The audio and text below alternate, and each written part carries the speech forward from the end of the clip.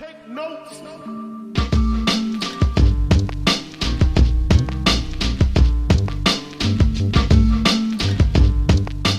Paulie Malignaggi here for Paulie TV, and we are back for another episode.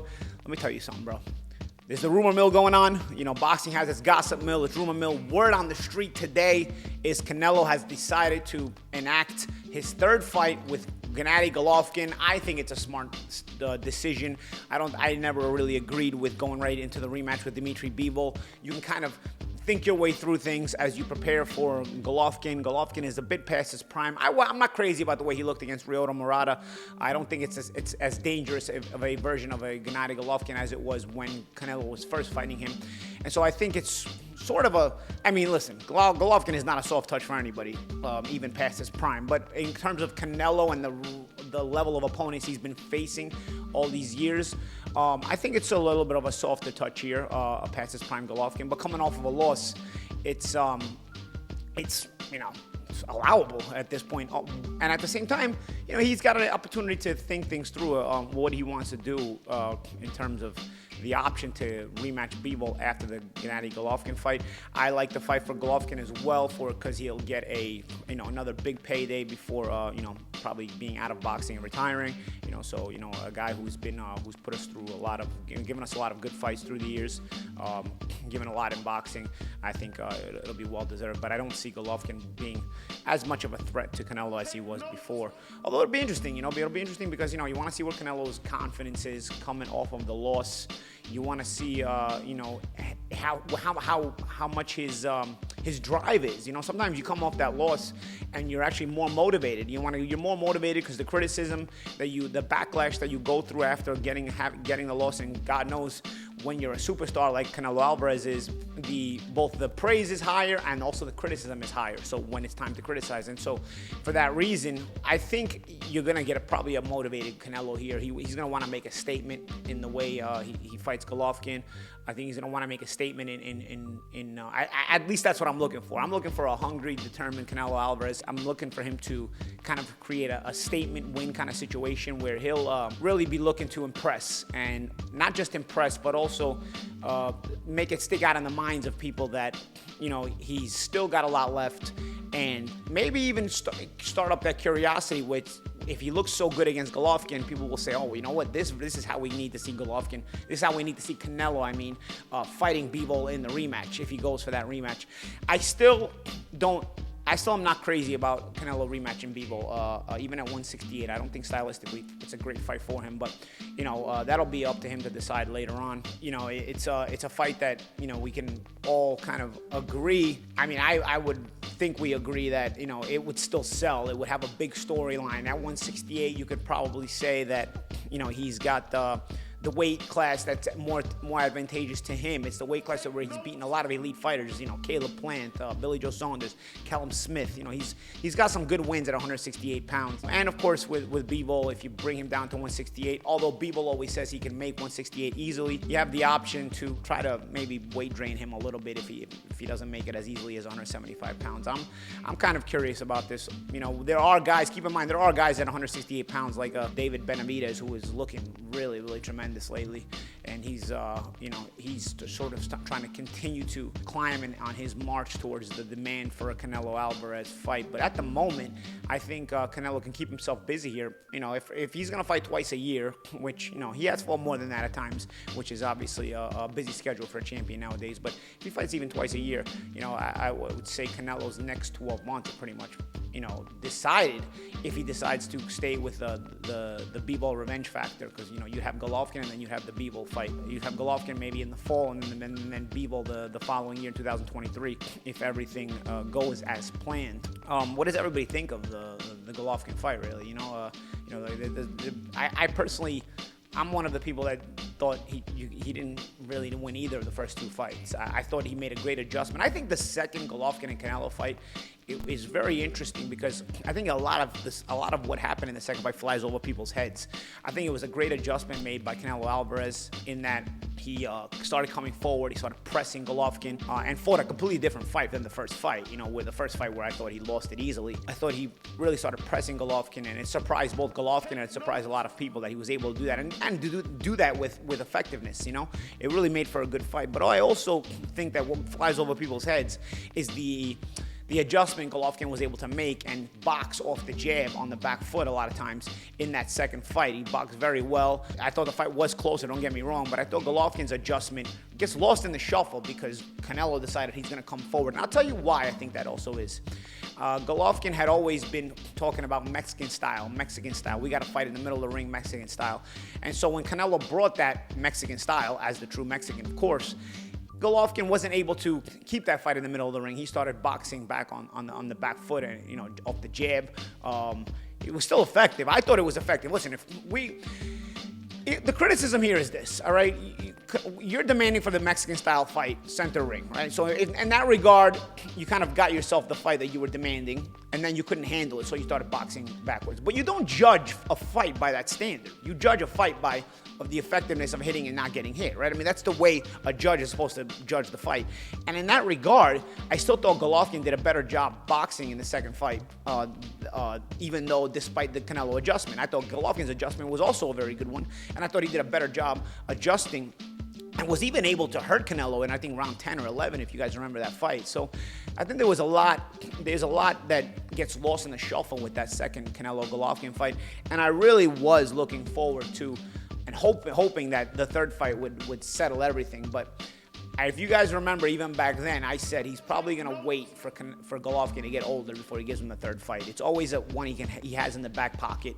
People are always going to be curious about that third fight.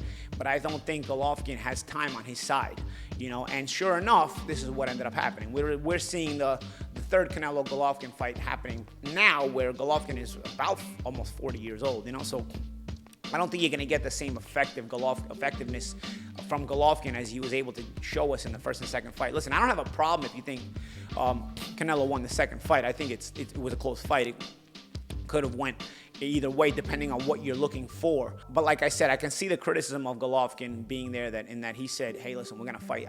You got to fight toe-to-toe the Mexican style. And then he wasn't able to handle that against Canelo. Canelo forced him backwards. But nonetheless, again, I reiterate, you don't judge a fight that way. This is not boxing is not judged by machismo. You know, it's part of the play. Yeah, it's part of the effectiveness, pressure. It's part of the judging standard, but it's not all of the judging standard, you know. And so for that reason, I think when you look at it as a boxing match, which is what we're watching here, the sport is called boxing. It's not called pressure. It's not called come forward. It's not called knockout. It's called boxing, you know. And all of those other things are things that come into play, stipulations that come into play in a boxing match. But you have to understand how to judge a boxing match as a whole. And for that reason, my personal opinion was that Golovkin won the fight, despite the fact that he got himself into these problems. His mouth got himself into these problems by having said that Canelo can't fight the Mexican style against him. And in reality, Canelo was able to be more Mexican than Golovkin, so to speak, because he fought that fight in a completely different manner than he did the first fight, and really showed the level of fighter that he is and the level of adjustment that he was able to make. For me, it's one of the best fights I have watched in my life. You know, Canelo Golovkin too, because I think a lot of the things that fly over everybody's heads didn't fly over my head. I love the adjustment that both fighters were able to make. It showed the kind of levels that there are in boxing. You know, both guys made a tremendous adjustment and had to adjust to each other within the fight as well. And it was still an action-packed fight. It was better than the first fight because of the adjustments. And it was just interesting for me to see, you know, the level of intelligence and the level of effectiveness that both guys could have in making such big adjustments from the first fight, you know. So I think Canelo Alvarez is a top dog, regardless of the result with Bieber. I think Golovkin in his prime was also the top dog, one of the best middleweights ever. I mean, for me, Golovkin in his prime. People will say, oh, who did he fight? Bro, you can't put a gun to people's heads and make them fight you. You can't do that, you know what I'm saying? So I don't think that also can count against you because, you know, you couldn't get certain people into the ring. I feel the same way about Demetrius Andrade. I think he's very unappreciated.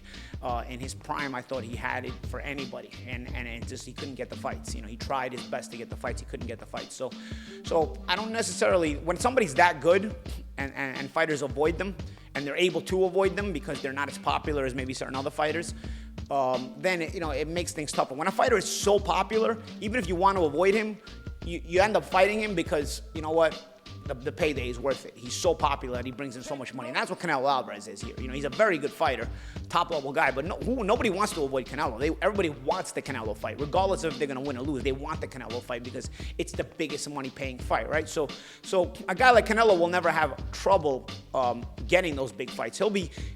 the critics will criticize Canelo from another standard. Because he can get any fight he wants to, because he commands so much money and nobody will turn down a fight with him, people will criticize Canelo about who he didn't fight. But I take this the same way I take it in the Mayweather era. You know, you can only fight one guy at a time. And Canelo's level of opposition has been rather high, you know, but you can't fight two guys at a time. You know, so there's just so many guys, and no matter who you fight, people are always going to say, well, he didn't fight this guy, and he didn't fight this guy. But nonetheless, I think ultimately Canelo has fought a lot of top guys. You know, he's lived up to a lot of the hype, you know, and a lot of the expectation. But when you fight all these top guys, you come across L's. You know what I mean? It's not like everybody else. Let's face it, David Benavidez just fought David Lemieux. You know, it's not exactly somebody of the standard, right? But David Benavidez is also not as popular yet as Canelo. Although the wave is rising and the demand is rising for Benavidez. So you can't criticize Benavidez for just keeping busy. He's looking for the Canelo fight. He's not been able to get it, but he's willing to fight. He's calling out Caleb Plant. He's calling out Charlo. He's calling out all these guys. So you can't really criticize a guy who's not in the position to get any fight he wants to the same way as you do criticize a guy who is in the position to get any fight he wants to. It kind of works in different manners. Like I said, I kind of just explained the criticism. For a guy like Golovkin, people will say, or even Benavidez, well, who's he fought? You know, he hasn't fought the guys Canelo has fought. Yes, but this guy has a problem in one manner. Canelo has a problem in another manner. The one guy has a problem in that he wants to get all these big fights, and it's guys that are avoiding him. Canelo, nobody's going to avoid him. Even if you think you're going to lose to Canelo, you're going to take the Canelo fight because Canelo commands so much money. So from the perspective of Canelo, the criticism becomes, well, since he can fight anybody he wants to, why doesn't he fight A, B, or C, right? And so I think both criticisms are wrong. And I just explained why. Canelo can only fight one guy at a time. He's fought terrific opposition. These other guys can only fight the guys that will fight them. They can't put a gun to people's heads and force them to fight. And they can't bring the kind of money to the table that Canelo brings. So, because if they could bring the kind of money to the table Canelo brings, then even the guys that would rather not fight them would fight them. And that's the thing in Canelo's perspective. Even people that would say, oh, you know what, Canelo's so dangerous, I'd rather not fight him. There's so much money on the table. You know, you're not going to find that kind of money fighting anybody else in boxing in those weight classes. So you end up taking the fight regardless. And you know what? I have noticed, you know, there are situations where top guys don't fight as confidently against Canelo because, you know, they're almost like, oh, okay, I got all this money and, I've reached the pinnacle of my money-making ability, and they're sort of satisfied. Like I really wasn't crazy about Caleb Plant having a conversation with Canelo in the middle of the ring.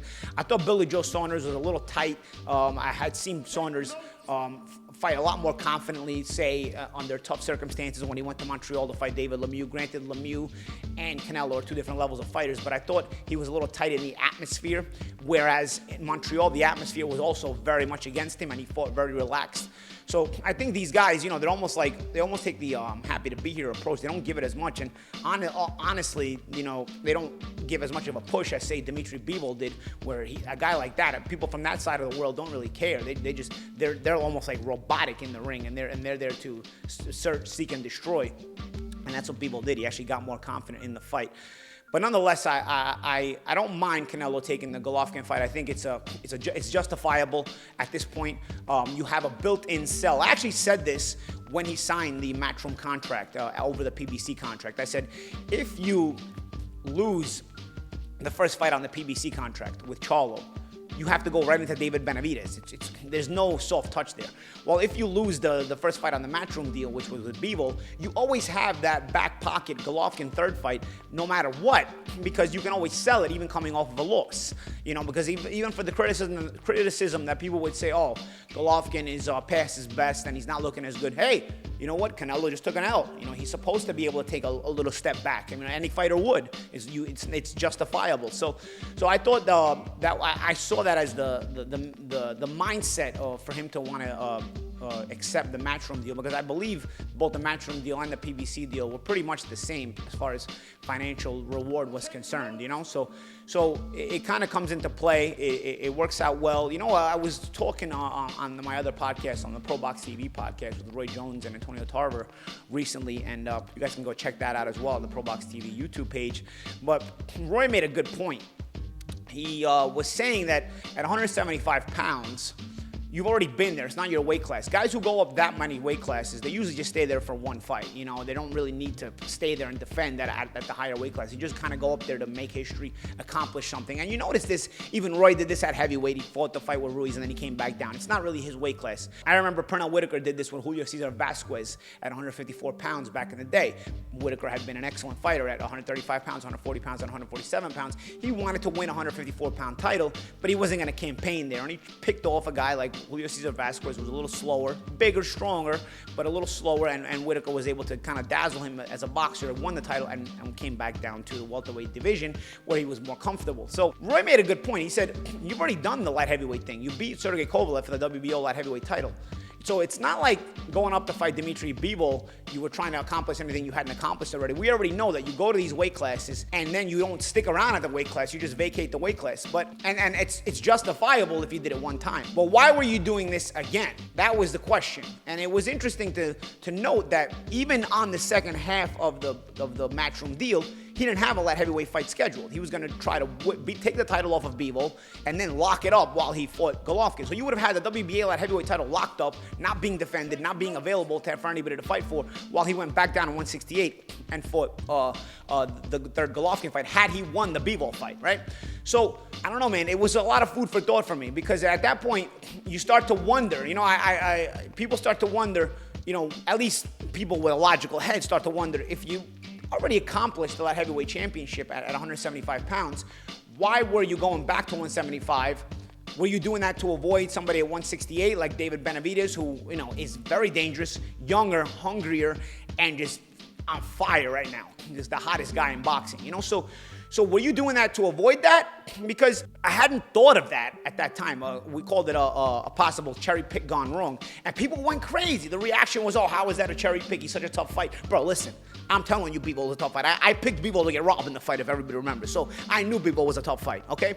So I understand it's when you look at it from that perspective, oh, how was it a cherry pick? How's that a cherry pick that, you know, he went after somebody like Bivol who's so tough? Well, it's hard to look at it as a cherry pick, but when you look at it as a whole, first off and foremost, when you look at it as a whole, with hindsight being 20/20, and hindsight is always 20/20 when foresight is not as clear, right? Hindsight being 20/20, you look back and you say, what was everybody saying prior to the Bivol fight? I mean, most of you guys were all picking Canelo to win the fight. Now you got all the guys that came out. I said this. Listen, I personally was picking Canelo to rob Bivol, okay? I thought it was going to be a controversial decision, because I said to myself, if not even Golovkin can get the decision in the first fight with Canelo, where he won about 9-10 rounds, then I don't think anybody's going to get a decision against this guy. You know what I mean? So for most of you people, even the pros, the critics, the pundits, were all saying Canelo was going to stop Bivol. He was eventually going to catch up to him and stop him. As if guys from that part of the world were just going to give it to you. They never do. The guys from that part of the world, you've got to beat them. Like my boy Antonio Tarver says, some guys you got to knock out.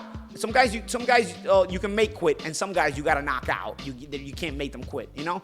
And typically, Eastern European fighters have the mindset that are rugged, rough, and raw, and you're not just gonna eliminate them from that perspective of breaking them down mentally. You've got to physically beat them down, and I just didn't think that Canelo was going to be physically able to beat Bivol in that way. And even the Golovkin fight, if you look at it, a guy more his size, he wasn't able to mentally beat Golovkin, but Golovkin made a different adjustment, you know. So that was the perspective I had from that end. So I don't know. Ultimately, looking back, it's food for thought, you know. When you look at it from that perspective, was he looking to just pick off another light heavyweight title, which is something he had already done? So what was the point of doing that again, as opposed to fighting in his own weight class and defending the undisputed title at 168 against hungry guys who were ready to take it from him? It's something to think about. And like I said, I don't think a lot of the criticism is justifiable for Canelo, but that one that Roy Jones said in the Pro Box TV podcast, it really opened my mind to thinking, because Roy is somebody who's done these kind of things, so he can kind of read the situation. Roy went to heavyweight. He didn't go back to heavyweight. heavyweight. You know what I mean? He did it once, and that's it, right? And he won the heavyweight title. Some food for thought. But for the time being, we've got to discuss Canelo versus Golovkin in the coming months. Canelo versus Golovkin 3 is made. Let me know your comments. Like, comment, subscribe. Let me know what you think of Canelo Golovkin 3. Let me know if you think this is a justifiable choice. I think it is. And let me know what you think about the whole cherry pick thing. You know, if that's deserved criticism or not. Who do you guys think who did you guys have winning Canelo versus Golovkin 2 as well? And don't give me because Canelo came forward. Was he effective coming forward? Was he? I understand that Golovkin signed the check his ass couldn't cash because he said, hey, we got to fight Mexican style, and then he wasn't able to fight Mexican style. But if you judge the fight as a boxing match, which is what you're supposed to, do you still have Canelo winning? It's possible you do. Some guys I've talked to love the body shots Canelo landed in that fight, and you know what? I can see that fight going that way. I can see that fight going both ways. But let me know in your comments. Like, comment, subscribe. I'm Paulie Malignaggi for Paulie TV.